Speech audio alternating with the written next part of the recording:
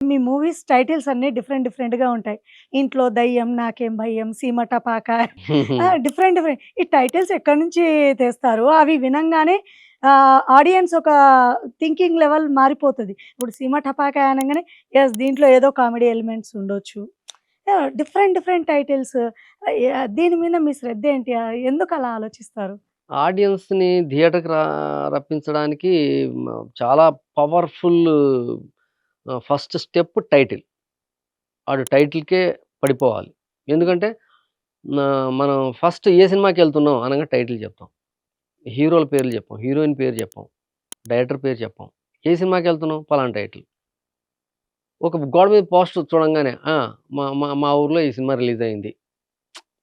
Cinema పేరే చెప్తాం.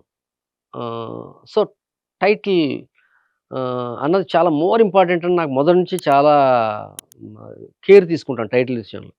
అంటే ఈ టైటిల్ పోస్టర్ మీద పడింది అంటే దీన్ని చూడాలని ప్రేక్షకుడు ఫీల్ అవ్వాలి అని ఆలోచించి టైటిల్ పెడతాను.